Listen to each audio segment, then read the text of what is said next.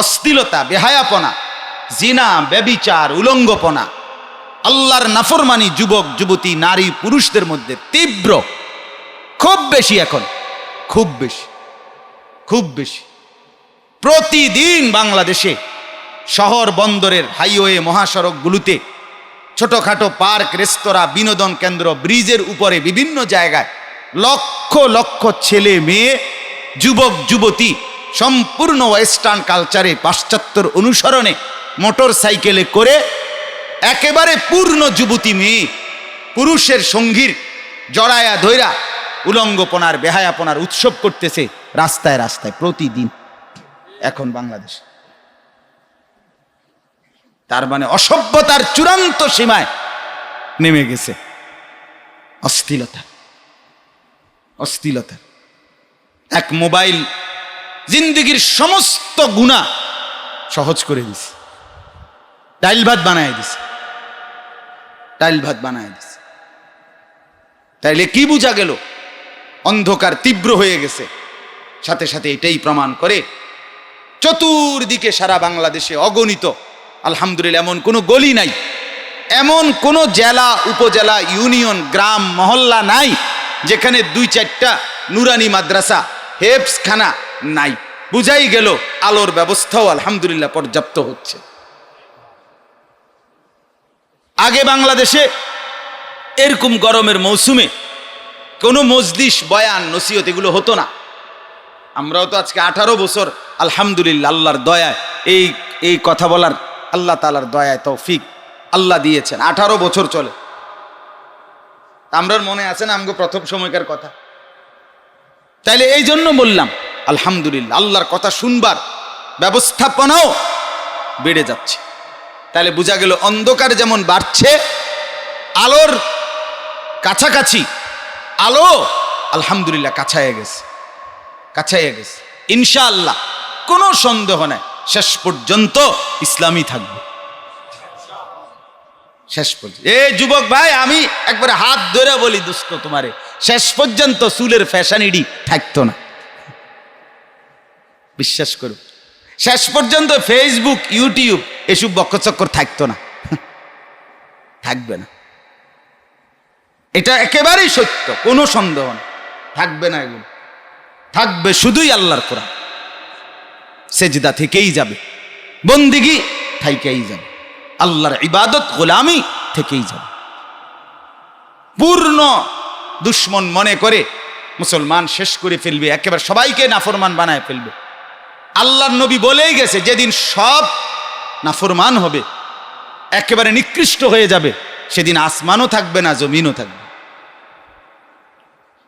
হাদিস এটা, নবীজি বলছে কিয়ামত হবে তখন যখন জমিনের সকল মানুষ শেরারুল খালক, নিকৃষ্ট চরিত্রের মানুষ হবে। রাস্তায়, নবীজির হাদিস এটা, রাস্তায় কুকুর বিড়ালের মতো জিনার ব্যভিচার করবে। আল্লাহর নবী বলেন সেদিন আর দুনিয়া থাকবে না, কিয়ামত হয়ে যাবে। অতএব আপনাদের কাছে অনুরোধ, এই ইসলাহি মজলিস হৃদয় দিয়া, অন্তর দিয়া আমরাও দোয়া করি, আপনারাও দোয়া করবেন, অংশগ্রহণ করবেন, যেন এই মজলিস, এই মাদ্রাসার মধ্যে আল্লাহ তাআলা কায়েম করে দেয়। বলেন আমিন। আল্লাহ তাআলা আমাদের প্রত্যেককে এতে আন্তরিকতার সাথে, মহব্বতের সাথে শরীক থাকার তৌফিক দান করেন, আমিন। ভালো কাজে অংশগ্রহণ করলে আল্লাহ তাআলা বরকত দান করবে, আল্লাহ তাআলা বরকত দান করবে, আল্লাহ তাআলা আমাদেরকে তৌফিক দান করেন। আমি উৎসাহের জন্য এতগুলো কথা বললাম যে ইনশাআল্লাহ আল্লাহর কথা চলবেই, আখিরাতের কথা চলবেই, এই যুবকরাও ভালো হবে ইনশাআল্লাহ, কোনো সন্দেহ। প্রতিদিন প্রতিদিন লক্ষ লক্ষ যুবক, হাজারো যুবক প্রতিদিন আল্লাহর দিকে ফিরে আসতেছে। এই যে আপনারা বলছেন না ভাই, আপনারা যে কয়েকজন যুবক ছেলে, কসম খোদার আমার দিল বলে এ আল্লাহ তাআলা মহব্বত করে আপনাদেরকে ভিতরে ঢুকাইয়া আল্লাহর কথা শুনবার সুযোগ দিয়ে আল্লাহ যেন বলছে আমার বান্দা দেখ না আমার কথা শুনে একটু ভালো হওয়া যায় কিনা। হাজারো যুবক থেকে আল্লাহ বাছাই করে আল্লাহ তাআলা ঢুকাইছে, আল্লাহ তাআলা ঢুকাইছে। ইনশাআল্লাহ এখান থেকেই বদলাবে, বদলাবেই, কোনো সন্দেহ। কেউ আজকে, কেউ আগামীকাল। কেউ এখন কিংবা কেউ 10 বছর পর, কেউ 5 বছর পর জিন্দিগি বদলাবে ইনশাআল্লাহ। আল্লাহর কথা বিফলে যায় না, কোরআনের কথা কি যায় না, বিফলে যায় না। আমরা কিতাবে পড়ছি, আজীব কথা শুনেন, রাসূলুল্লাহ সাল্লাল্লাহু আলাইহি ওয়াসাল্লামের যে 2 নাতি, মা ফাতেমার 2 ছেলে, ওনাদের নাম কি বলেন তো? বড় জনের নাম কি? হাসান, হযরত হাসান রাদিয়াল্লাহু তাআলা আনহু। তো হযরত আলী রাদিয়াল্লাহু তাআলা আনহু যখন ইন্তেকাল করলেন, শহীদ হলেন, আলী ওনাকে ফজরের নামাজের ওয়াক্তে এক দুশমন কাফের সে হত্যা করছে, শহীদ করছে তরবারির আঘাত করে হযরতে আলীকে। তো আলী রাদিয়াল্লাহু তাআলা আনহুর ইন্তেকালের পরে মুসলমানদের খলিফা হয়েছিলেন হযরতে হাসান। প্রথম 6 মাস হযরতে হাসান রাদিয়াল্লাহু তাআলা আনহু ছিলেন খলিফা। কে? বড় ছেলে হাসান। কিন্তু ইসলামী সাম্রাজ্য অনেক বড়, চারিদিকে এই পরিমাণ গোলযোগ, হাঙ্গামা, দাঙ্গা, ফিতনা, ফাসাদ, সর্বদিক বিবেচনা করে হযরত হাসান রাদিয়াল্লাহু তাআলা আনহু স্বেচ্ছায় হযরত মুআবিয়া রাদিয়াল্লাহু তাআলা আনহুর কাছে পুরা ইসলামী হুকুমতের খেলাফত হযরতে হাসান তুলে দিয়েছে। বলছে আপনি পুরা সাম্রাজ্য চালান, আপনার যে বয়স, বুদ্ধিমত্তা, পরিপক্কতা সর্বদিকে আপনি ইনশাল্লাহ পারবেন। তো আমরা কিতাবে পড়ছি, আরবি কিতাবে, আমার কাছে ওই কিতাব আছে এখনো বাসায়, মাউসুআতু আশরাতিস সাআ, এরকম আরবি কিতাব। ওই কিতাবে আছে হযরতে হাসান স্বেচ্ছায় এই ইসলামী রাষ্ট্রের খেলাফত উনি ছেড়ে দিছে। ছেড়ে কার কাছে দিছে বলেন না? এই যে ত্যাগ করলো, এই যে নিজে হুকুমত ছেড়ে দিল, খেলাফত ছেড়ে দিল, ত্যাগ করলো আল্লাহর জন্য, আল্লাহ তাআলা এইটার বিনিময় হযরতে হাসান রাদিয়াল্লাহু তাআলা আনহুকে কি দিবেন? তো ওই কিতাবের মধ্যে লিখছে, আল্লাহর নবী সাল্লাল্লাহু আলাইহি ওয়াসাল্লাম পরিষ্কার হাদিসের মধ্যে, আবু দাউদেও এই হাদিস আছে, আমি নিজেও পড়ছি, নবীজি পরিষ্কার বলছেন যে আখিরি জামানার যেই ইমাম আসবে, ইমাম মাহদি, কথা বুঝছেন কিনা? এই ইমাম মাহদি যিনি পুরা পৃথিবীতে আল্লাহর খেলাফত কায়েম করবে, পুরা পৃথিবীতে খলিফা হবেন যিনি, সারা পৃথিবীর খলিফা, সেই ইমাম মাহদি আল্লাহর নবী সাল্লাল্লাহু আলাইহি সাল্লাম স্পষ্ট হাদিসে বলছেন, পরিষ্কার হাদিসে আছে, আল্লাহর নবী বলছেন সে হবে আমার নাতি, বড় নাতি এই হাসান, তার বংশধর। ওই কিতাবে লিখছে আল্লাহর জন্য হযরতে হাসান খেলাফত ছেড়ে দিছে সেই কখন? ওই আলী রাদিয়াল্লাহু তাআলা শহীদ হওয়ার পরে 6 মাসের মাথায় আল্লাহ তাআলা বলেন, তোমাকে আমি এই নিয়ামত, তোমার খানদানকে আমি ফেরত দেব, আর যেদিন ফেরত দেব সেদিন পুরা পৃথিবীর খেলাফত দিয়ে দেব। কোন দিনের কোরবানি, কোন দিন আইসা কি হবে? তাইলে কোনো ভালো কথা, কোনো কিছু বিফলে যায় না। আমরা আজকে বলছি কই ফুলাইন তো ভালো হইল না, আরে ভালো হইছে, হবে হবে, কখন সেটা কে জানে? শুধু আমাদের জিম্মাদারি শুধু বলতে থাকে। আল্লাহ তাআলা আমাদের নবী সাল্লাল্লাহু আলাইহি সাল্লামকে বলছেন, ইন আলাইকা ইল্লাল বালাগ, নবী আপনার দায়িত্ব আর কিছুই নয়, শুধুই মাত্র পৌঁছিয়ে দেওয়া, পৌঁছিয়ে দেওয়া। আমরা কিতাবে পড়ছি নবীজির জামানায় লোকটা বেঁচে ছিল, নবীজিকে দেখছে, নবীজি বারবার কালেমার দাওয়াত দিছে, এরকমও বহু ব্যক্তি হযরতে ওমর রাদিয়াল্লাহু তাআলা আনহুর জামানায় গিয়া কালেমা পড়ে মুসলমান, অথচ ছিল কখন? নবীর জামান।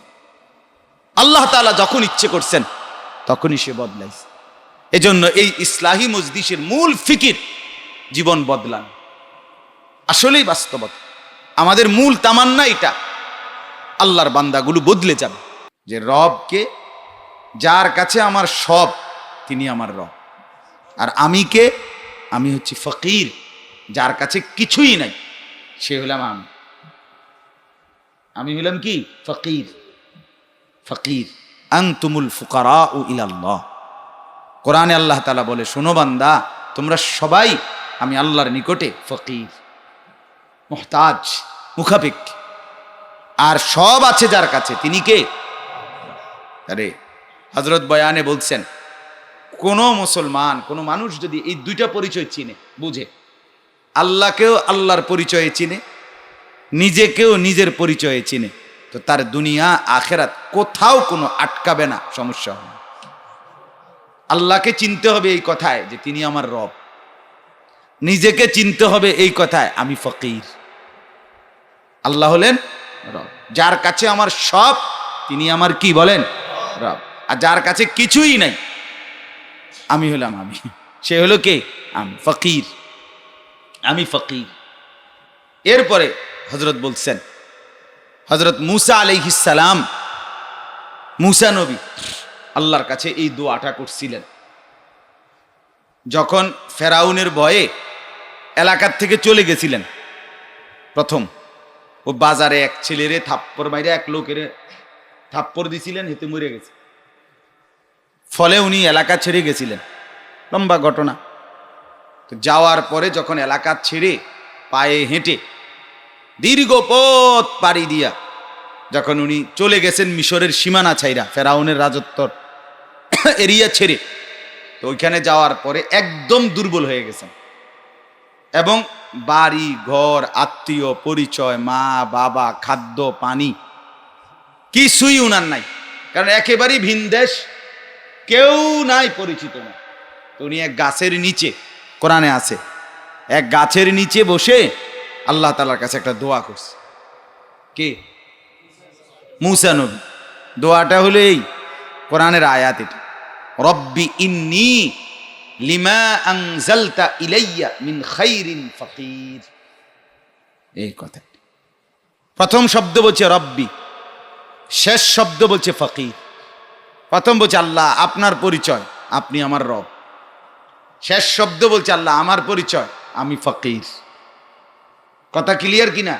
এরপরে বলছে ইন্নী লিমা আনজালতা ইলাইয়া মিন খাইরিন, আপনি আমাকে ভালো মনে করে যা দিবেন আমি সবটার ফকির, আমি সবটার মুখাপেক্ষী, আপনি ভালো মনে করে যা দিবেন।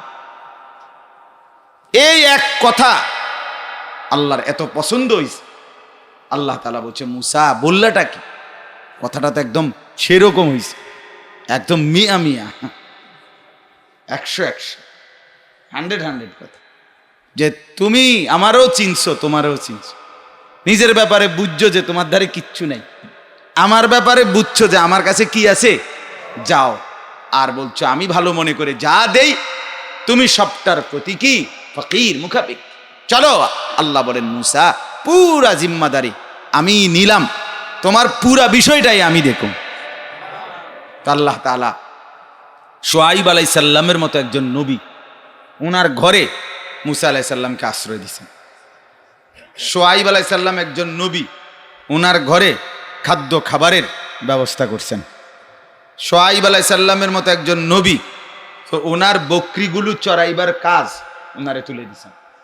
শুআইব আলাইহিস সালাম একজন নবী, কিছুদিনের ব্যবধানে ওনার মেয়ে মুসা আলাইহিস সালাম বিবাহ করছেন।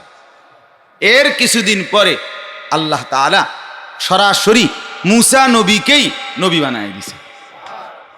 যা সব দিলাম, পুরা দায়িত্ব কার হাতে দিছিল? যে আল্লাহ আমি ফকির, আপনি রব, আপনি রব। হযরত এই জন্য বলেন যে একজন মুসলমানের উচিত নির্দিষ্ট করে সব কিছু ঠিক করে নির্দিষ্ট বিষয়টাই চাপ দিয়া আল্লাহর কাছে না চাও। এই আয়াতের সবক এটা, আল্লাহ আপনি ভালো মনে করে যেটা দিবেন। হুজুর এই মেয়েটা বংশে গরিমায়, চেহারায়, সুরতে, বাড়িয়ে, ঘরে মিল্লা সব দিকে 100 খাটে, আমরা চাইছি, কথাবার্তি কইছি, সবার পছন্দ হয়েছে, সিদ্ধান্ত হয়েছে, আপনি হুজুর খাস করে দোয়া করে। আর কিতা দোয়া করতো, মানে এনে দোয়ার আর বাহির হয়েছে কি? কথা বুঝছেন না? আপনি তো সবে কি করলেছেন, গুছাই ফেলছেন। আপনি তো একবারে এইটাই বলতেছেন নির্ধারণ করে, তাইলে আপনি এখানে আল্লাহর কাছে কি চাইলেন? হযরত এই জন্য বলেন যে আল্লাহর কাছে চাওয়া, আল্লাহ খায়রের ফয়সালা করে। আমার সকল ব্যাপারে, চাকরি বলেন, ব্যবসা বলেন, বিবাহ বলেন, রিজিক বলেন, ঘর বলেন, পরিবার বলেন, বাড়ি বলেন, সকল ব্যাপারে আল্লাহ আপনি খায়েরের ফয়সালা করেন, যেটা আমার জন্য আপনি ভালো মনে করেন। আমার মাদ্রাসার জন্য একটা ছোট জায়গা দরকার। অনেক দিন খুব চেষ্টা করতেছি। রমজানের আগে একজনের সাথে 30 শতক জায়গা, রমজানের 2 মাস আগ থেকেই কথাবার্তা সব হইছে। অলরেডি কাজকর্ম মিস্ত্রি আনছি, কয়জনে কাজ করাবে এটাও করছি, ঠিকঠাক করছি। কয়টা গাছ আছে, গাছ কাটমু, এগুলোও নির্ধারণ করছি। সব কিছু কিনে, ইট কোত্থেকে আনমু, সিমেন্টের ব্যাপারে কথা বলে ফেলছি, ইটের ব্যাপারে কথা বলে ফেলছি, সব কিছু। এই অবস্থায় উমরায় গেছি এই রমজান। আল্লাহর ঘরে মক্কায় মদিনায় 12-14 দিন যে কয়দিন ছিলাম, সারাক্ষণ আল্লাহর কাছে বলছি, আল্লাহ যেটা উত্তম খায়ের আপনি ওইটাই আমার জন্য দিন। ঠিক আসার পর থেকে ফ্যাস লাগছে, এটা আর কিনা হয়েছে না। অর্থাৎ কেউ বিশ্বাস করতে পারতেছে না যে এটা কেন। আমি মনে করি আসমানের ফয়সালা, রবের ফয়সালা, আল্লাহর হাতে সুপর্দ করে দাও। তো যাই হোক, বলার উদ্দেশ্য হলো, রবের কথা বলতে গিয়ে বলতেছিলাম যে আল্লাহ তাআলা আমাদের প্রতিপালক।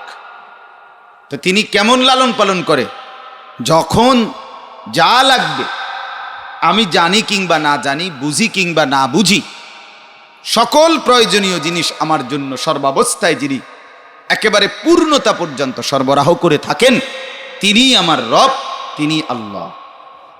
অতএব এত গরম কা, তা আপনি কয়ে ফয়সালা দেন কতটুক গরম হইলে পৃথিবীবাসীর জন্য চলবে, এটা আপনি কোন চাই কথা বলেন না। এত শীতকা, তা আপনি এই বিষয়টা একটু কমাইয়া দেন, আপনি একটু সই দিয়া দেন। কত কমাইতো বলেন? আমাদের পক্ষে সম্ভব এটা কিছু বলা? আপনি বুঝেন, আমি বুঝি কিছু না। তাইলে পুরা হাওয়ালা কার হাতে? আল্লাহ তাআলা। এই জন্যই কথাগুলো বললাম। তাহলে অতএব প্রচণ্ড এই গরম। আমি আজকেও আসরের আগে এক মহিলাদের মজলিসে বয়ান করছিলাম, দেবিদ্যা, এখান থেকে আসছি আমি। তো আপনার সেখানেও আমি ওনাদেরকে বলছি যে মারা বোনেরা, আল্লাহর ওয়াস্তে এই প্রচণ্ড গরম যেন ইবাদত ছেড়ে না দেয়, ছুটায় না। এত গরমে মানুষ কেমনে নামাজ পড়বে? না, এটা কোনো মুমিনের কথা না। এত গরমে খানাও বন্ধ নাই, নাস্তাও বন্ধ নাই। এত গরমে দুনিয়ার প্রয়োজনীয়তা কিছুই তো বন্ধ নাই। এই গরমের কারণে মার্কেট বন্ধ, এই গরমের কারণে চা দোকানগুলো সব বন্ধ হয়ে গেছে। কি বন্ধ হয়েছে?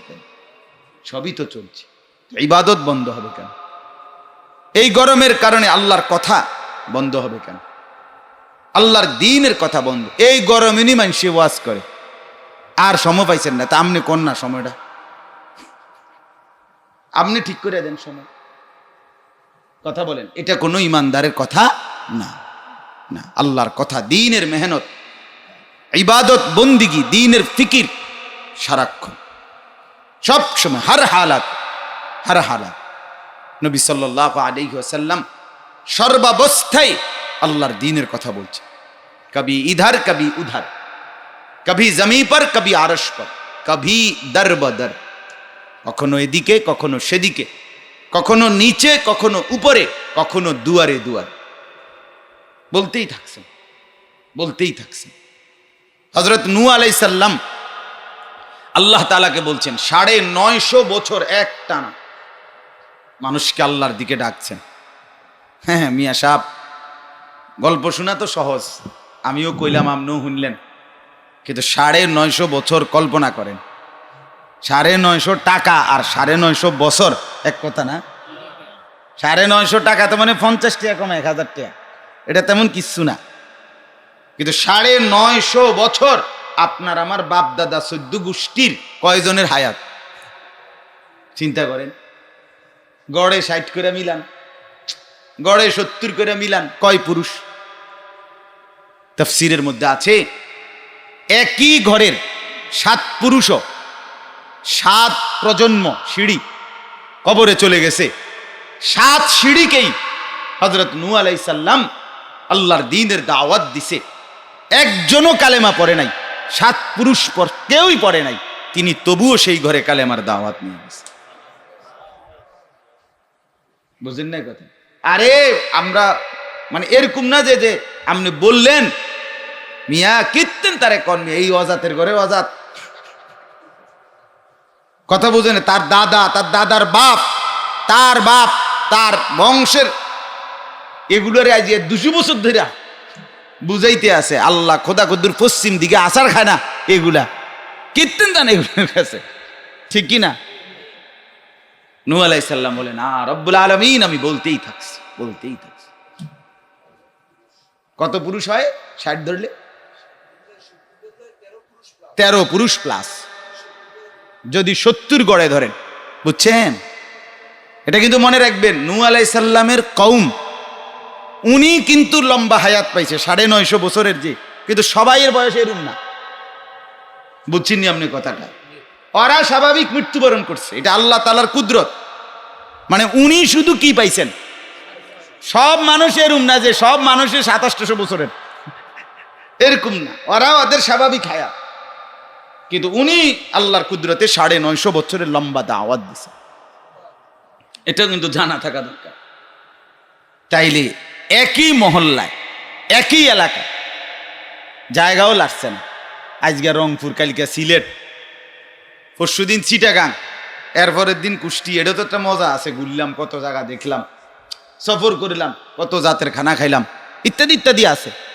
এক এলাকায়, একই কওমের কাছে, একই মহল্লায় 950 বছর তিনি বলেই গেছেন, একবারে হতাশ হননি।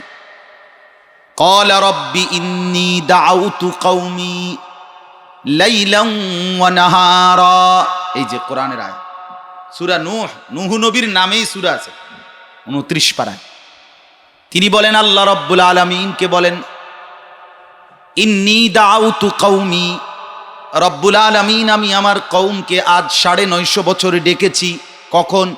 লাইলাম ওয়া নাহারা, রাতেও দিনেও, দিবানিশি ডাকছি, দিবানিশি বলতে কোনো বিশ্রাম দেইনি, কোনো বিরাম করিনি।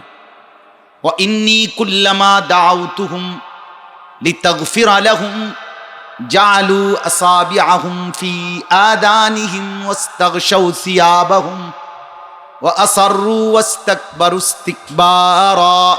কোরআনের আয়াত। নূহ নবী বলেন, রব্বুল আলামিন আমি যখন আমার কওমকে আপনার দিকে দাওয়াত দিতে যাচ্ছি, আমার কওম কানের মধ্যে আঙ্গুল দিয়ে দেয় যেন আমার কথা শুনতে না পায়, আমি তবুও বলছি। হ্যাঁ, জালু আসাবিআহুম ফি আদানিহিম, কানে আঙ্গুল দিয়ে দিত, তবুও বলেছি। ওয়াস্তাগশাউ সিয়াবাহুম, নূহ নবী বলেন, রব্বুল আলামিন কখনো কখনো এমন হয়েছে আমাকে দেখলে চেহারাটা কাপড় দিয়ে ঢেকে ফেলতো যেন আমি না দেখি, রুমাল দিয়া, কাপড় দিয়া, আমি তবুও তার কাছে গিয়ে আপনার দ্বীনের দাওয়াত দিয়েছি।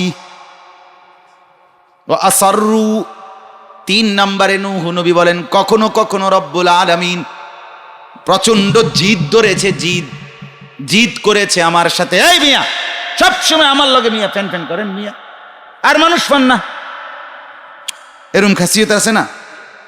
আমি যাত্রাবাড়ি একবার 3 দিনের জামাতে গেছি, যাত্রাবাড়িতে। তো 3 দিনের জামাতে যাওয়ার পরে আসরের পরে আপনার গাশতের জন্য বের হইছি। তো মোতাকাল্লেম, কথা বলার জন্য আমার দায়িত্ব দিছে। তো একদিন এক দোকানের সামনে, মানে এরকম আসরের পরে লাইন ধরে যায় না সাথীরা, তো আমি মাত্র দোকানের সামনে গিয়ে ফাও দিছি, আমি ফাওটা দিছি, সালাম দিছি। এইতে দোয়ান থেকে আচ্ছা চেষ্টা করুন, কি মুন ডাকাতের করে ডাকা, কি ছোটখাটো ডাকাত মনে করেন, মানে একেবারে কথাই কইতে দিছে না, বুঝছেন না কথা? আচ্ছা চেষ্টা করুন, মানে অর্থাৎ আর ঢুকেন না, তারাই দিছে, চেষ্টা করুন। মানে হে জানে আমরা কমু ভাই, আল্লাহর ঘর থেকে আল্লাহর মেহমান আসছে, দিনের কথা হইতেছে, আপনি যদি একটু যাইতেন, ইত্যাদি ইত্যাদি। এইতে তো সবসময় কয় চেষ্টা করুক, আসলে তো যাইতো না, এই জন্য আগেই কয় চেষ্টা করুক। আমি মন্ডায় আইসা পরে ফিরে আইয়া গেলাম, বেডা ভাতিজার পুত তাবলিগ আইসি দেখে কিছু কইলাম না, কন্যাই সোজা করে লাইলাম বলে তোরে।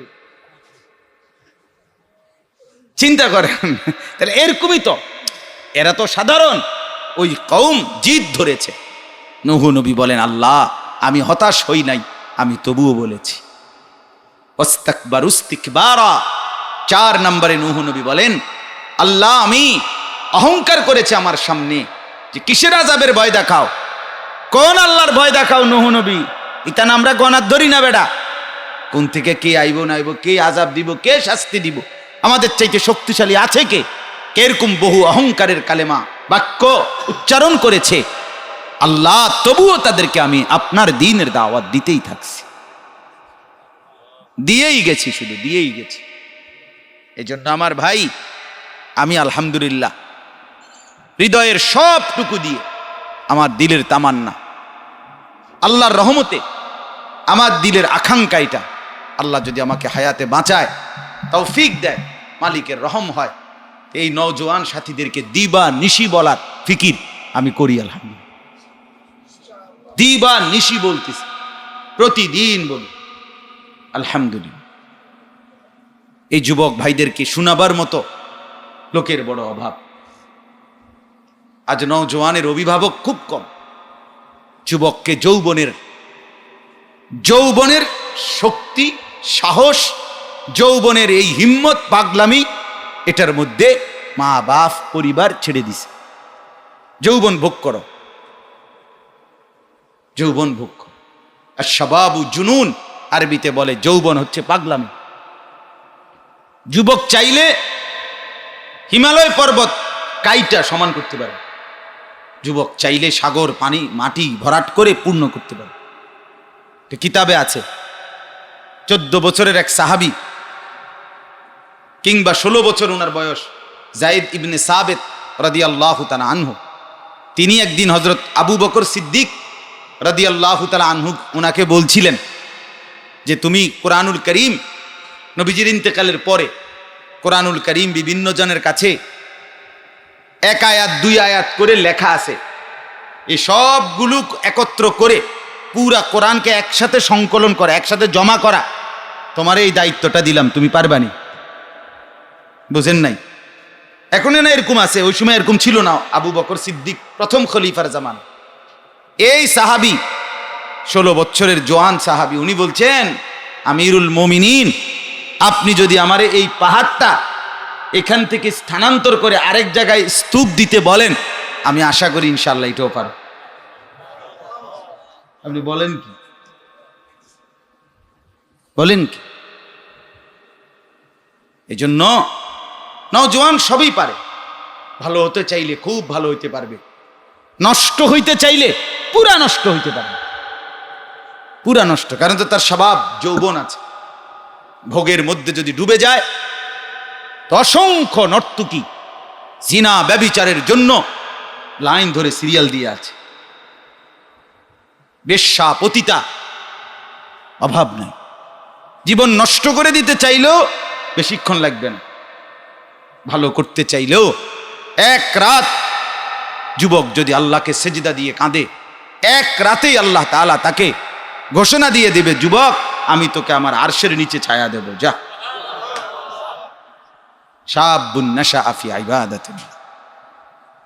এজন্য নওজোয়ানদের জন্য ব্যক্তিগতভাবে আমি ফিকির করি, খুব চেষ্টা করি, বলি, খুব উৎসাহ দেই, দমকও দেই, শক্ত কথাও বলি, সবভাবেই বলার চেষ্টা করি।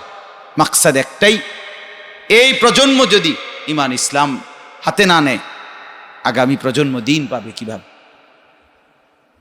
কিভাবে দিন পাবে? গোটা পৃথিবীর সমীকরণ, গোটা পৃথিবীর প্রতিদিন খবর শুনলে, বিশ্বের খবর, আন্তর্জাতিক খবর শুনলে বুঝবেন গোটা পৃথিবীর সমীকরণ বদলে যাচ্ছে। ইসলামের বিজয় আলহামদুলিল্লাহ এটাও খুব আগাচ্ছে। আবার গোটা পৃথিবী ইউরোপ থেকে সরে আইসা এশিয়া কেন্দ্রিক গোটা পৃথিবীর হিসাব কিতাব শুরু হয়েছে।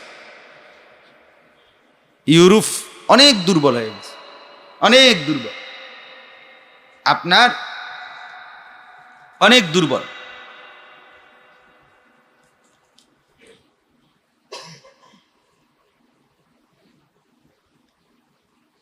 জাহিদুল ইসলাম সাবিত এই নামে একজন ছাত্র, তুমি মাদ্রাসার মধ্যে থাকলে আশপাশে আওয়াজ শুনলে অবশ্যই উস্তাদদের সাথে দেখা করো। জাহিদুল ইসলাম সাবিত না, আছে কি এখানে? ভিতরে আছো নি তুমি? এরকম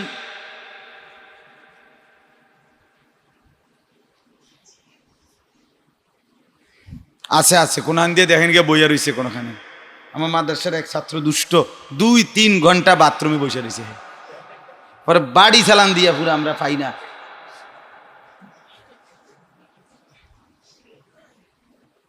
যাই হোক বাবা, তো বললাম আমি আমার এই কথাগুলো প্রথম এতক্ষণ বলার উদ্দেশ্য ছিল এই যে গরম কিংবা শীত হার হালাতেই আল্লাহ তাআলার ফয়সালার উপরে আমরা সন্তুষ্ট, ঠিক কি না বলেন?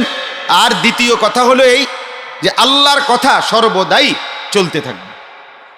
প্রচণ্ড গরম হোক তবুও আল্লাহর কথা বলা চাই, প্রচণ্ড শীত হোক তবুও আল্লাহর কথা কি বলা চাই। নবীর একজন সাহাবী ছিলেন আবু যর গিফারি রাদিয়াল্লাহু তাআলা আনহু। আমি বুখারীর হাদিস আছে, বুখারী শরীফে আছে এই হাদিস। হযরত আবু যর গিফারি বলতেন যে আল্লাহর কসম, আমার গর্দানের উপরে যদি তোমরা তরবারি রাখো আর আমারে যদি তরবারি দিয়ে আমার গর্দান দেহ থেকে আলাদা করবা, আমি যদি এটা বুঝি যে এই কোপ দেওয়ার আগে, আমার গর্দান আলাদা করার আগে আমি আল্লাহর নবী সাল্লাল্লাহু আলাইহি ওয়াসাল্লামের একটি কালেমা, তার হাদিসের একটি কথা একটু বলতে পারমু, ওই সাহাবী বলেন আল্লাহর কসম ওই অবস্থায় আমি তা বলে যাব। এটা বুখারীর হাদিস। লাউ ওয়াদাতুমুস সামসামাতা ফি হাযিহি ওয়া আশারা ইলা কাফাহু, গর্দানের দিকে ইশারা করে তিনি বললেন আল্লাহর কসম, যদি তোমরা আমার গর্দানে তরবারি রাখো, সেই অবস্থায় আমি বিদায়ের মুহূর্তে যদি বুঝি যে আমার নবীর একটা কথা বলতে পারবো, আমি সেটাও বলে যাব, সেটাও বলে যাব। এজন্য ওলামায়ে কেরাম যারা আছেন, মৌলানা সাহেব যে কয়েকজন আছেন, আপনাদের কাছেও বলি, উম্মতের জন্য এক বেইন্তেহা ফিকির ছাড়া মানুষ বদলাবে না। খুব সুসা পাং পুং ডিজাইন করবেন, মডেল করবেন, হ্যাঁ কথা বুঝছি, তাইলে হবে না। এই মানুষ বদলাইতে হইলে, এই যুবক নারী মা বোন আল্লাহর নাফরমানি থেকে ফেরাইতে হইলে অপরিসীম বেইন্তেহা সীমাহীন অস্থিরতা থাকতে হবে। অস্থির একটাই পুঁজি, ওলামায়ে কেরামকে বলুন, আর কিচ্ছু লাগবে না। আপনি কম পড়ছেন না বেশি পড়ছেন কিছুই লাগবে না, কলিজার মধ্যে একটা অস্থিরতা হইলেই হবে। দরদ দরদ একটা উথলে ওঠা ব্যথা উঠতে হবে, হা এই মানুষগুলোর কি হবে। সেদিন ঢাকার এক ভাই, বড় গার্মেন্টসের মালিক, বিশাল বড় শিল্পপতি, দিনদার নামাজি মানুষ, আমি ওনারে বললাম ভাই আপনার ফ্যাক্টরিতে প্রায় 3000-এর মতো শ্রমিক ছেলে মেয়ে কাজ করে। হায় ভাই বলেন না, আপনি তো আলহামদুলিল্লাহ নামাজ পড়েন, মসজিদেও আসেন, মাশাআল্লাহ, আপনার এই 3000 শ্রমিক ছেলে মেয়ে, তাদের কি কোনো আখেরাত নাই?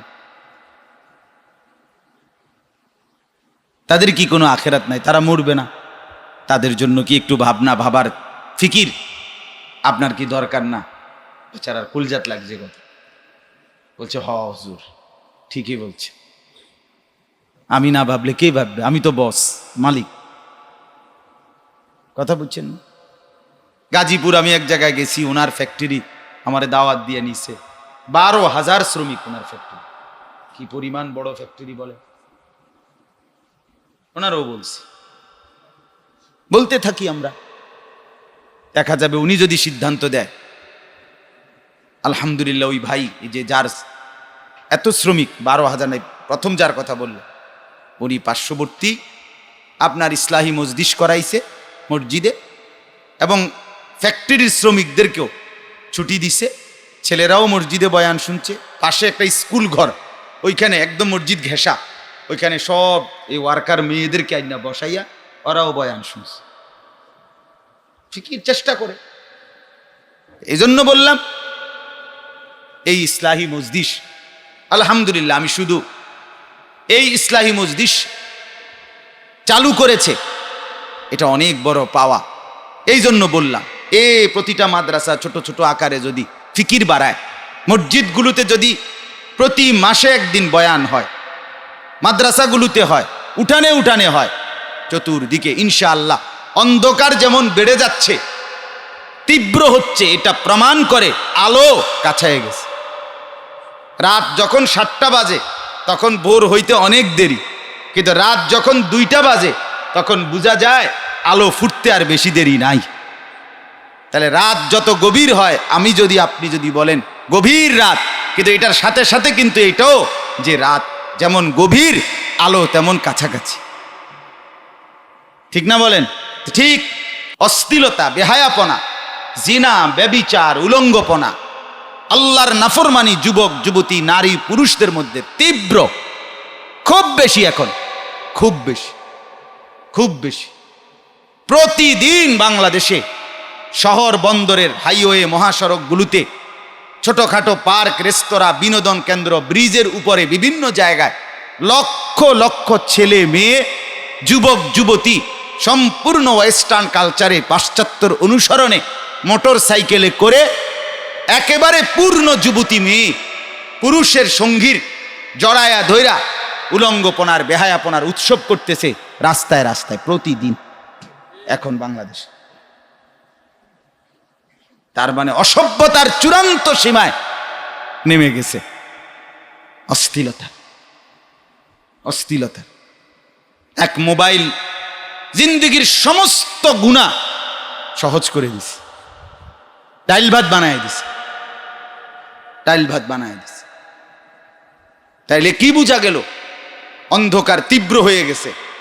সাথে সাথে এটাই প্রমাণ করে চতুর্দিকে সারা বাংলাদেশে অগণিত, আলহামদুলিল্লাহ, এমন কোনো গলি নাই, এমন কোনো জেলা, উপজেলা, ইউনিয়ন, গ্রাম, মহল্লা নাই যেখানে 2-4টা নুরানি মাদ্রাসা, হেফজখানা নাই। বুঝাই গেল আলোর ব্যবস্থাও আলহামদুলিল্লাহ পর্যাপ্ত হচ্ছে। আগে বাংলাদেশে এরকম গরমের মৌসুমে কোনো মজলিস, বয়ান, নসিহত এগুলো হতো না। আমরাও তো আজকে 18 বছর আলহামদুলিল্লাহ আল্লাহর দয়ায় এই কথা বলার, আল্লাহ তাআলার দয়ায় তৌফিক আল্লাহ দিয়েছেন। 18 বছর চলে। আমরার মনে আছে না আমাকে প্রথম সময়কার কথা? তাইলে এই জন্য বললাম আলহামদুলিল্লাহ আল্লাহর কথা শুনবার ব্যবস্থাপনাও বেড়ে যাচ্ছে। তাহলে বোঝা গেল অন্ধকার যেমন বাড়ছে, আলোর কাছাকাছি, আলো আলহামদুলিল্লাহ কাছায় গেছে, কাছায় গেছে ইনশাআল্লাহ। কোনো সন্দেহ নাই, শেষ পর্যন্ত ইসলামই থাকবে, শেষ পর্যন্ত। যুবক ভাই, আমি একবারে হাত ধরে বলি দোস্ত তোমারে, শেষ পর্যন্ত চুলের ফ্যাশনিডি থাকতো না, বিশ্বাস করো। শেষ পর্যন্ত ফেসবুক, ইউটিউব এসব বক্কচক্কর থাকতো না, থাকবে না। এটা একেবারেই সত্য, কোনো সন্দেহ না, থাকবে না। এগুলো থাকবে শুধুই আল্লাহর কোরআন। সেজদা থেকেই যাবে, বন্দিগি থেকেই যাবে, আল্লাহর ইবাদত, গোলামি থেকেই যাবে। পূর্ণ দুশ্মন মনে করে মুসলমান শেষ করে ফেলবে, একেবারে সবাইকে নাফরমান বানায় ফেলবে। আল্লাহর নবী বলেই গেছে, যেদিন সব নাফরমান হবে, একেবারে নিকৃষ্ট হয়ে যাবে, সেদিন আসমানও থাকবে না, জমিনও থাকবে। হাদিস এটা, নবীজি বলছে কিয়ামত হবে তখন যখন জমিনের সকল মানুষ, শেরারুল খালক, নিকৃষ্ট চরিত্রের মানুষ হবে রাস্তায়। নবীজির হাদিস এটা, রাস্তায় কুকুর বিড়ালের মতো জিনার ব্যভিচার করবে। আল্লাহর নবী বলেন সেদিন আর দুনিয়া থাকবে না, কিয়ামত হয়ে যাবে। অতএব আপনাদের কাছে অনুরোধ, এই ইসলাহি মজলিস হৃদয় দিয়া, অন্তর দিয়া আমরাও দোয়া করি, আপনারাও দোয়া করবেন, অংশগ্রহণ করবেন, যেন এই মজলিস, এই মাদ্রাসার মধ্যে আল্লাহ তাআলা কায়েম করে দেয়। বলেন আমিন। আল্লাহ তাআলা আমাদের প্রত্যেককে এতে আন্তরিকতার সাথে, মহব্বতের সাথে শরীক থাকার তৌফিক দান করেন, আমিন। ভালো কাজে অংশগ্রহণ করলে আল্লাহ তাআলা বরকত দান করবে, আল্লাহ তাআলা বরকত দান করবে। আল্লাহ তাআলা আমাদেরকে তৌফিক দান করেন। আমি উৎসাহের জন্য এতগুলো কথা বললাম যে ইনশাআল্লাহ আল্লাহর কথা চলবেই, আখিরাতের কথা চলবেই, এই যুবকরাও ভালো হবে ইনশাআল্লাহ, কোনো সন্দেহ। প্রতিদিন লক্ষ লক্ষ যুবক, হাজারো যুবক প্রতিদিন আল্লাহর দিকে ফিরে আসতেছে। এই যে আপনারা বলছেন না ভাই, আপনারা যে কয়েকজন যুবক ছেলে, কসম খোদার আমার দিল বলে এ আল্লাহ তাআলা মহব্বত করে আপনাদেরকে ভিতরে ঢুকাইয়া আল্লাহর কথা শুনবার সুযোগ দিয়ে আল্লাহ যেন বলছে আমার বান্দা দেখ না আমার কথা শুনে একটু ভালো হওয়া যায় কিনা। হাজারো যুবক থেকে আল্লাহ বাছাই করে আল্লাহ তাআলা ঢুকাইছে, ইনশাআল্লাহ এখান থেকেই বদলাবেই, কোনো সন্দেহ। কেউ আজকে, কেউ আগামীকাল, কেউ এখন কিংবা কেউ 10 বছর পর, কেউ 5 বছর পর, জিন্দেগি বদলাবে ইনশাআল্লাহ। আল্লাহর কথা বিফলে যায় না, কোরআনের কথা কি যায় না, বিফলে যায় না। আমরা কিতাবে পড়ছি, আজীব কথা শুনেন, রাসূলুল্লাহ সাল্লাল্লাহু আলাইহি ওয়াসাল্লামের যে 2 নাতি, মা ফাতেমার 2 ছেলে, ওনাদের নাম কি বলেন তো? বড় জনের নাম কি? হাসান, হযরত হাসান রাদিয়াল্লাহু তাআলা আনহু। তো হযরত আলী রাদিয়াল্লাহু তাআলা আনহু যখন ইন্তেকাল করলেন, শহীদ হলেন, আলী ওনাকে ফজরের নামাজের ওয়াক্তে এক দুশমন কাফের সে হত্যা করছে, শহীদ করছে তরবারির আঘাত করে হযরতে আলীকে। তো আলী রাদিয়াল্লাহু তাআলা আনহুর ইন্তেকালের পরে মুসলমানদের খলিফা হয়েছিলেন হযরতে হাসান। প্রথম 6 মাস হযরতে হাসান রাদিয়াল্লাহু তাআলা আনহু ছিলেন খলিফা। কে? বড় ছেলে হাসান।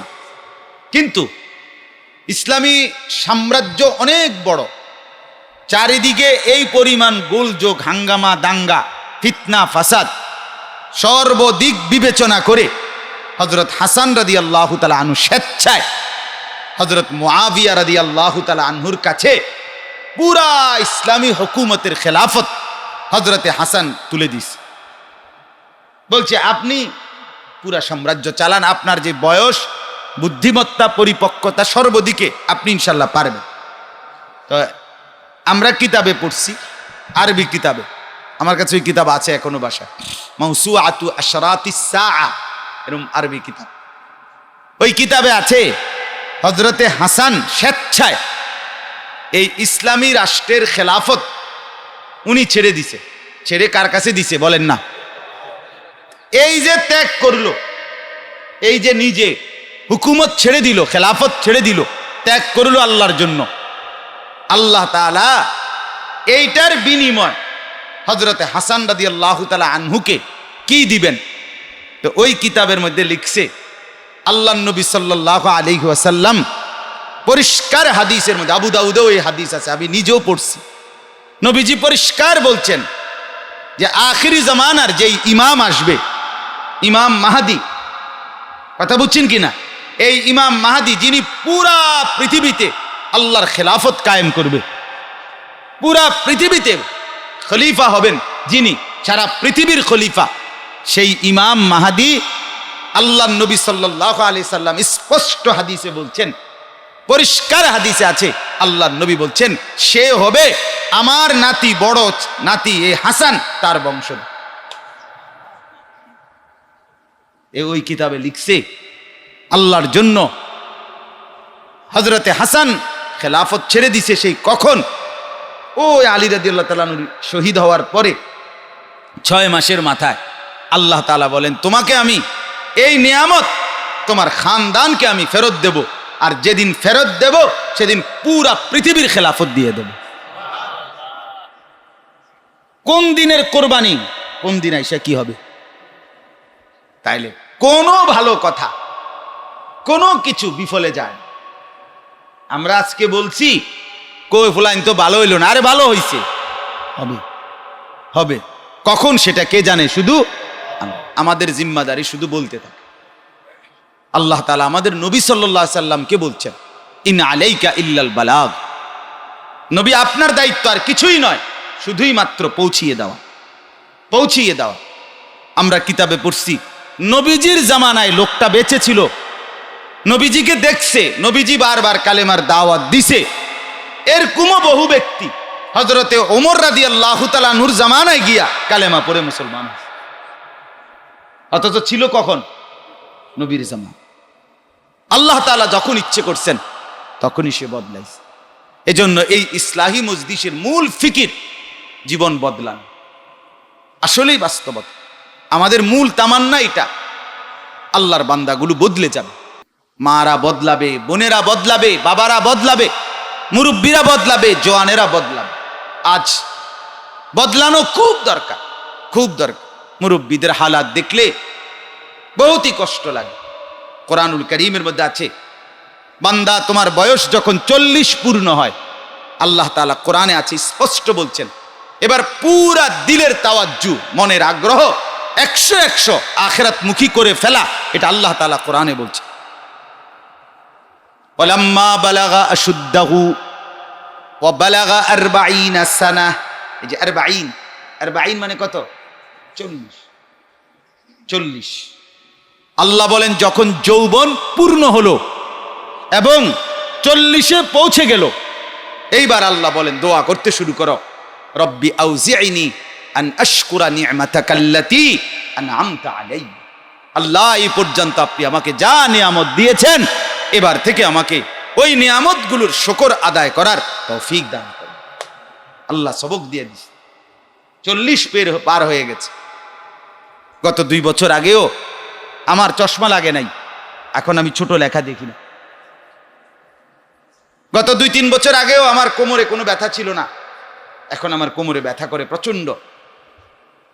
আমি ডাক্তাররে যখন দেখাইছি, প্রথম যেদিন গেছি ডাক্তারের কাছে, উনি আমার এই প্রথম এই কথাটাই বলছে যে হুজুর বয়স কত? আমি বলছি স্যার 41। হচ্ছে হুজুর বাকি হায়াতটা এই রোগ শোক ব্যারাম নিয়া যে কয়দিন বাঁচবেন, বাঁচতে হবে, এটা মাথায় নিয়েই চলতে থাকেন। শেষ, মনে করেন রঙের গুড্ডি শেষ। 40 হয়ে গেছে, রঙের গুড্ডি শেষ। তাইলে বলো ভাই, আপনারাই বলে 15 বছর বয়সে একটা ছেলে সাবালক হয়, 14 থেকে 15, আর 40-এর পর থেকে ভাঙতে শুরু করে। কথা বুঝেন নাই? তাইলে 15 থেকে 40 কয় বছর? সির্ফ 25 বছরের বাহাদুরি যৌবন। এই 25টা বছর আল্লাহর জন্য কেউ কোরবানি করলে, আল্লাহর বন্দেগীতে কাটাইলে, অনন্তকালের জান্নাত রব্বুল আলামিন দিয়ে দিবে। আমার শায়েখ বলে, আল্লামা মুফতি মুশতাকুন নবী সাহেব, যে আল্লাহর বান্দা অল্প কয়টা দিন তুমি আল্লাহর হুকুম মতো চলো, আল্লাহর মর্জি মতো চলো, অনন্তকাল জান্নাতে আল্লাহ তাআলা তোমার মর্জি মতো চলবে। তখন আল্লাহ তাআলা বলবে, বান্দা যা চাও তুমি চাও, আমি দেব, আমি দেব। লাহুম মা ইয়াশাউনা ফিহা, আল্লাহ বলেন আমার বান্দা জান্নাতে যা চাইবে তাই তাকে দেওয়া হবে। আল্লাহ তাআলা এই কথা বলে শেষ করে দিতে পারতেন। আল্লাহ বলেন, না রে, আর মজার কথা আছে বান্দা, ওয়ালাদাইনা মাজিদ, আমার বান্দা চাইবে আমি দিমু। এর দূরে হইলে জান্নাত হইতো না, কারণ হে চিনে না তেমন বেশি কিছু, হে তেমন কিছু নাম জানেও না, হে চিনেই কয়টা, চাইবেই কয়টা। আপনার ফেরেশতা যদি জান্নাতে আমগরে জিজ্ঞাসা করে, ভাইজান এখন ফল দিলাম হইলে কি দিতাম কম, তা আপনি কিটা কইবেন না? আপেল দেন, মালটা দেও, লিচু দাও 2টা, হ্যাঁ আম দাও, আর কি দা আনার আছে নিচে দাও, মালটা থাকলে মালটা দাও, এই তো। এই নলে 10টার নাম কইবেন, কথা বলেন না। ফেরেশতা একটা হাসি দিয়ে কবি, ইন্নালিল্লাহ, হায় হায় ভাই সাহেব, এটা কি আপনি সাবের বাজার মনে করছেন? মানে আমরা আমার মাদ্রাসা যেখানে ময়নামতি, সাবের বাজার মনে করছেন? এটা জান্নাত তো। হুদা 10টা চাইলেন, 1 লাখও কইলেন না, 1 লাখও বললেন না, 1 লাখও বললেন না। তো রব্বুল আলামিন এর জন্য বলে দিছে, হায় আমার বান্দা চাইবে কি, ও জানে কি। আর এই জন্য ওয়ালাদাইনা মাজিদ, আমার বান্দা যা চাইবে তা তো পাবেই। আমি আল্লাহর পক্ষ থেকে আরো আছে, আরো আছে, সেগুলো আমি নিজের থেকে দিতে থাকবো। সুবহানাল্লাহ, সুবহানাল্লাহ। শুধু দিবে, বান্দা নিবে। আখিদিনা মা আতাহুম রাব্বুহুম, আল্লাহর কসম বন্ধু, এটা কোরআনের আয়াত। তোমার বাংলা বইয়ের কথার উপরে তোমার নির্ভরতা, তোমার ডাক্তার ইঞ্জিনিয়ারের কথার উপরে তোমার নির্ভরতা, অঙ্ক ইংরেজি পদার্থ জীববিজ্ঞানের বইয়ের কথার উপরে তোমার নির্ভরতা, দুনিয়ার পত্রিকার রিপোর্টের উপরে তোমার নির্ভরতা, খবরের উপরে নির্ভরতা, তাহলে আমি কেন আল্লাহর কোরআনের উপরে নির্ভর করব না? এর চাইতে দামি, সত্য, বিশুদ্ধ, নিখুঁত, মজবুত, দামি কথা, পবিত্র কথা, পিওর কথা, বিশুদ্ধ কথা আর কোথায় আছে? তাইলে ভাবতে শিখেন। আমি তো জন্য প্রতিদিন বলি, মিয়া তুমি যদি মানুষের বেড়ি চাইয়া মজা পাইয়া থাকো বেটা নাফরমান, আমি আল্লাহকে সেজদা দিয়া তার চাইতে কোটি গুণ বেশি মজা পাই। আমরা একেবারে বেড়াইমা ইবাদত করি, বিষয়টা এমন না যে কোনো রস নাই, কষ নাই, হ্যাঁ খুদা গেল নামাজ পড়ি, আমরার ভিতরে কোনো আনন্দ ফুর্তি নাই। 1,00,000 কোটি বেশি দুনিয়ার নাফরমান আর পাপীদের চাইতে আনন্দ ইমানদারের কলিজায় আছে। কথা বলেন না? মানুষের বেড়ি চাইয়া মজা কি? তুমি আরেকজনের বেড়ি চাইলে মজাটা কি এখানে? তুমি যে অপরাধী এটা তো তুমিই জানো, তোমার দিল বলে না এটা, কথা বলেন না, এই জন্য তো লুকাইয়া দেখে। লুকাইয়া দেখো কেন? কারণ এটা যে অপরাধ। তুমি যে চোর, তোমার যে মানুষে দেখলে জুতা দিয়ে বাইরে আইব, এই জন্য তো এমনি চাও। কথা বলেন না কেন? তো তাইলে এটার মধ্যে আবার তৃপ্তি কিসে বলেন? এটার মধ্যে সুখ হবে কেন? আনন্দ হবে কেন? ফুর্তি কিসের? এটা আবার অপরাধ, ফুর্তি হয় কেমন? কোন মহিলা নিজের শরীর অর্ধ উলঙ্গ, জিনা আরে বেপর্দা দেখানো, আপনার খোলামেলা পোশাক, এটা আপনার সভ্যতা অথবা ফ্যাশন মডেল, এটা হবে কেন? নগ্নতা অসভ্যতা হইতে পারে, ফ্যাশন হইতে পারে না, আধুনিকতা হইতে পারে না। আধুনিকতা এটা আদিমতা হইতে পারে। আমরা ছোটবেলায় তো বইতে প্রাইমারি স্কুলে পড়ছি, যতটা আদিম পিছনে ছিল তত পোশাকের ঘাটতি ছিল, কম ছিল। যত আধুনিক হইছে তত পোশাক পূর্ণ হইছে। এখন যেহেতু যেই নারী পোশাক যত কমাইতেছে, সে তত আদিম অসভ্য জামানায় ফিরে যাচ্ছে। তাহলে এই হাইওয়ান তো জানোয়ারের সাথে মিশতেছে, এ তো ধীরে ধীরে আফ্রিকার জঙ্গলে গিয়ে শেষ পর্যন্ত আশ্রয় নিবে। এই জন্য ভাই আল্লাহ তাআলা বলেন ওয়ালা দাইনা মাজিদ, আমার কাছে অনেক আছে, আরো দেব আমি, আরো দেব, আরো দেব। তাফসীরের মধ্যে দারুণ একটা কথা আছে, মাআরিফুল কোরআনে এই আয়াতের তাফসীর। আল্লাহ দিতে দিতে বান্দাকে ফেরেশতারা বলবে জান্নাতি ভাই আর কিছু, আর কিছু। তো ফেরেশতাকে জান্নাতি বলবে ভাই সাহেব আর কিছু কিতা, আবার আমি ইডি খামু কোন দিন খাম না, আপনি কিত্তেন আর দেন আমার, বোঝেন নাই কথাটা? আর কিছু চাইবার তো নাই রে ভাই। ফেরেশতা বলবে রব্বুল আলামিন আপনার বান্দা তো আর কিছু চাচ্ছে না। আল্লাহ বলবেন আমার কাছে যে আরো আছে সেগুলোও দাও, সেগুলোও দাও, সেগুলোও দাও। দিতে দিতে দিতে দিতে দিতে দিতে আল্লাহ তাআলা যখন পূর্ণ দিয়ে দিবেন, তো এইবার ফেরেশতা বলবে আর কিছু? জান্নাতি বলবে না আর তো কিছু নাই, আগের থেকেই বলতেছি। ফেরেশতা বলবে আল্লাহ এবার আপনি তো যা নেয়ামত দেওয়ার সব দিয়েছেন, এইবার আপনি কি বলবেন? রব্বুল আলামিন বলবেন ওয়ালা দাইনা মাজিদ, আমার কাছে আরো আছে। এবার ফেরেশতা বলবে রব্বুল আলামিন একবার তাহলে কি দিবেন? আরো আছে বলতে কি দিবেন? এবার আল্লাহর কসম তাফসীরে আছে, আল্লাহ তাআলা বলবেন ফেরেশতা এতক্ষণ তো আমি বস্তু দিয়েছি, সামগ্রী দিয়েছি, হাজারো নাজ ও নিয়ামত দিয়েছি, চলো এইবার আমার 70,000 আলোর পর্দা, নূরের পর্দা সরায় দাও। এবার আমি আল্লাহর দিদার সাক্ষাৎ আমার বান্দাকে দেব। বুজুহুন ইয়াওমাইদিন নাযিরাহ ইলা রাব্বিহা নাযিরাহ, এই যে কোরআনের আয়াত সূরা কিয়ামার মধ্যে আছে, ঠিক না? রব্বুল আলামিন বলেন কিয়ামতের দিন অসংখ্য চেহারা উজ্জ্বল হয়ে যাবে।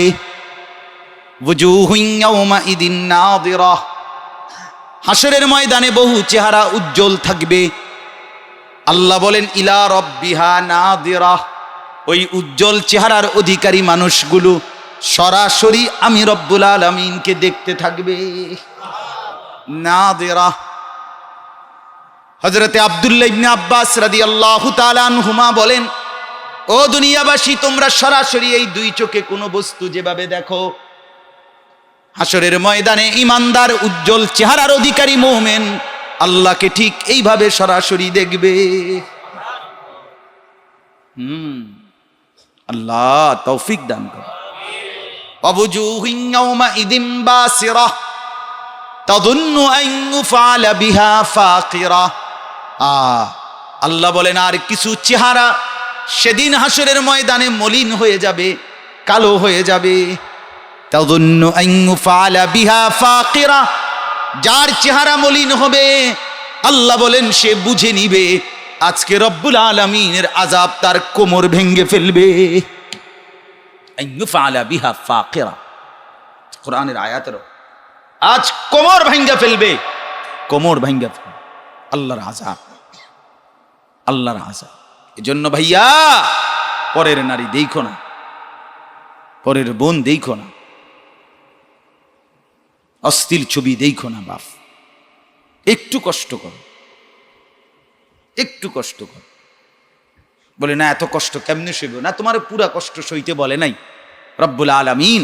এক নারীর থেকে ছবি দেখে, নাচ দেখে, গান শুনে, রাস্তার নারী দেখে এক পুরুষ তার দিলের মধ্যে যা কামনা করে, যা চায় সেটা পূরণের জন্য আল্লাহ তাআলা হালাল স্ত্রীর ইন্তজাম তো রেখেছেন। কথা বলেন না কেন? রাখছেন না? বলেন না তো তাইলে অসুবিধা কি? তুমি বলে না তা আমি কতদিন সহ্য করবো? তো তুমি অহনি ক্লাস 8-এ পড়াকালীন ইন্টার পরীক্ষা দিয়ে লাও। কথা বলেন না? হ্যাঁ, একটু সবর কি করতে হবে না ইন্টার পরীক্ষা দেওয়ার জন্য, অনার্স করার জন্য? তো তাইলে এটা যদি একটু ধারাবাহিক পর্যায়ক্রমে ধীরে ধীরে উপরে উঠতে হয়, সবর করতে হয়, তো এখানে আইয়া কদ্দু সবর করুন লাগবে না কেন? কথা বলেন, একটু ধৈর্য ধরলেই হয়, একটু সবর করলে হয়। এজন্য আমরা প্রত্যেকেই ফিকির করি নজর হেফাজত করার। আরে বাপ, আজকের দুনিয়ার সবচেয়ে বড় চ্যালেঞ্জ নজরের হেফাজত। আমার জন্যও কঠিন, আপনাদের জন্যও কঠিন, সবার জন্যই কঠিন। আমার শায়েখ ঢালকানগর হজরত আরিফ বিল্লাহ হজরত মাওলানা শাহ আব্দুল মতিন বিন হুসাইন দামাত বারাকাতুম হজরত এই মাসের ইসলাহি মজলিসে, হজরতের মাদ্রাসায় প্রত্যেক মাসের দ্বিতীয় বৃহস্পতিবার ইসলাহি মজলিস হয়। হজরত এশার পরে বয়ান করে। এই মাসের মজলিসে হজরত বলছেন যে প্রিয় ভাই আমার, বর্তমানে এক জামানা, যেই জামানায় নজরের গুনাহ থেকে বাঁচার জন্য সামান্য মামুলি চেষ্টা যথেষ্ট না, বরং ভীষণ কষ্ট করে যুদ্ধ করে এই পাপ থেকে বাঁচার চেষ্টা করতে। বুঝলেন? আপনি কইয়া দিলেন পারি না হুজুর, সম্ভব না, তো সারছেই। এটা তো একটা সহজ উত্তর। পারি না কইলে তো আপনি সারছে দন্তেন না কেন? না, তার মানে এবার সব চাইতে থাকলেন।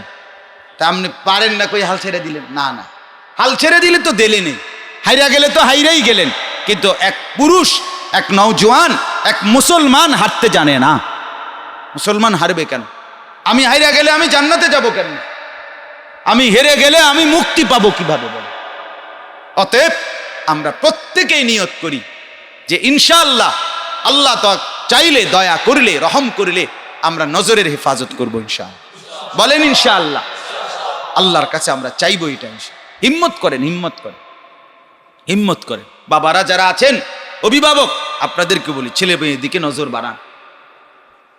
বড় আফসোসের ব্যাপার, বিল্ডিং এর প্রতিটা ইট খেয়াল করে করে কিনে, প্রত্যেক বস্তা সিমেন্ট সাইয়া সাইয়া কিনে, 50 দোকান চাষাই করে আপনার একটা ফাঙ্গাস মাছ কিনতে গিয়া 5টা দোকান চেক করে, ফাঙ্গাস মাছ 1.5 বুইড়া ফাঙ্গাস মাছ কদ্দুর কিনতে বেড়া। এত কিছু খুঁজো, আর তোর ছেলে নষ্ট হয়ে যাইতেছে, তোর মেয়ে নষ্ট হয়ে যাইতেছে, তোর বউ নষ্ট হয়ে যাইতেছে, সারা রাত উলঙ্গ ছবি দেখে, জিনা ব্যভিচারের দৃশ্য দেখে, কোনো একটা ওয়াক্ত নামাজ পড়ে না, এক ওয়াক্ত নামাজ পড়ে না, মাসের পর মাস ফজরের নামাজ পড়ে না। এই অপদার্থ মা বাপ এদের লাইগা বাড়ি ঘর করে, গদ্দুয়ার করে, টাকা পয়সা কামায়। দোনোটা বেকুফ, বেনামাজি সন্তানগুলো বেউকুফ, এই মা বাপ গুলোও বেউকুফ। কেউই গন্তব্য চিনে না, কেউই মাকসাদ চিনে না। আহাম্মক সব কার জন্য? আরে বেটা, আমার কথা পরিষ্কার কথা, তুই বেটা এক ওয়াক্ত নামাজ পড়বি না, তোর মতো জানোয়ারের জন্য আমি কলজা পানি কইরা, রক্ত পানি কইরা পয়সা কামাই করুম কা? আমারে কি বুতি গিলেছিনি? কথা বলেন না কেন? আমারে কি বুতি গিলেছিনি বেটা? তোর মতো হাইওয়ান, যা তুই তোর পথে যা বেটা। তুই যেন আল্লাহ চিনিস না, তো তুই আমারে চিনবি কীর্তি? আর কথা বলেন না। এত বড় মনিবকে যে চিনে না, সে আমনের মতো বেড়াইতে নি গনার ধরে। সেদিন এক বাপ বলতেছে, হুজুর আমি কোটিপতি, কোটি কোটি টাকার মালিক, ঢাকা শহরে 4টা বাড়ি, ছেলে একমাত্র ছেলে, কি পরিমাণ কষ্ট করে কত লক্ষ কোটি টাকা খরচ করে পড়ালেখা শেষ করাইছি, আর ছেলেটা এখন আরেকটা মাইয়া ভব ঘুরে বেড়া, রোডে রোডে ঘুরে বেড়া, এই বেড়ার মাইয়া লইয়া ঘরে আইয়া ফিরছে, কোনো বিয়া নাই, কথা নাই, বার্তা নাই। আমার এই সারা জিন্দিগির কষ্ট হুজুর কাইন্দা দিছে, আমার সব কিছুর উপরে শেষ করে দিছে, আমার জীবনের আর কি রইল হুজুর, আমার জীবনের অর্জন কি? আমি এতটা জীবন কষ্ট করলাম, এত কিছু করলাম কার জন্য? ছেলেটা বুঝতেই চায় না। কত কিছু বললাম, কাইদা কাইটা বুঝাইলাম যে বাপ তুই আমার এত বড় লজ্জা দিস না। ছেলেটার এক কথা, সেই মেয়েকেই চাই। বলেন এক বাবার কি পরিমাণ কলিজায় কষ্ট লাগবে এটা। এই জন্য বলি ফিকির চাই, দিলের মধ্যে আল্লাহর ভয়, আখিরাতের ভয় দরকার, সন্তানের জন্য, ছেলে মেয়ের জন্য, বিবি বাচ্চার জন্য খুব জরুরি। আপনারা যারা ছেলে ভাই, আপনারা যদি দিনদার না হন, চরিত্রবান না হন, ও চিরেই আপনার হাতে সন্তানাদি আসবে, বিবি আসবে। বিবি, ইমাম শাফি রহমতুল্লাহ আলাই, আল্লাহ মাফ করে দেন, ইমাম শাফি রহমতুল্লাহ আলাই একটা আজীব কথা বলছে, আমি আরবি কিতাবে পড়ছি। জিনা কারজুল, জিনা করজ, বুঝেন নাই? জিনা হলো একটা ঋণ, এটা তোমাকে, এই ঋণ তোমার পরিবারের কাউকে দিয়ে শোধ দিতে হবে। ইমাম শাফি রাহমাতুল্লাহ, তোমার পরিবারের কাউকে দিয়ে শোধ দিতে। ভাবেন তো, ভাবেন তো, নিজের স্ত্রীর কথা, নিজের বোনের কথা, নিজের কন্যার কথা, নিজের মার কথা। আল্লাহ আমাদেরকে বুঝ দান করেন। অতএব আমরা প্রত্যেকে ইনশাআল্লাহ ফিকির করি, আল্লাহকে রাজি করি, আল্লাহর বন্দেগীর জন্য সর্বোচ্চ চেষ্টা করি। আমি আসলে অন্য প্রসঙ্গে খুব বলার ইচ্ছা ছিল, মনের আবেগে বলেই ফেললাম। সেই একই কথা আমার সারাদিন যা বলতে বলতে সারাক্ষণ এগুলোই বলা হয়। অন্য কিছু আসলে মন চাইলেও অনেক সময় বলতে পারি না। তারপরেও যেহেতু আয়াতগুলো পড়ছি, শুধু তর্জমা বলি, তাইলে আমার কথা শেষ। আল্লাহ তাআলা বলেন, ওয়াইদ বাওয়ানা লিইব্রাহিমা মাকানাল বাইত। মূলত হজ্জের মাস, এই জন্য হজ্জের কথা বলার জন্য এগুলো বলছিলাম, পড়ছিলাম আর কি। যাই হোক, তর্জমা বলি। আল্লাহ তাআলা বলেন, যখন আমি রব্বুল আলামিন নির্ধারণ করে দিলাম, দেখায়া দিলাম, দিক নির্দেশনা দিয়ে দিলাম ইব্রাহিমকে আমার ঘর বাইতুল্লাহ কাবার সম্পূর্ণ নকশা, মানে বানাইবার জন্য।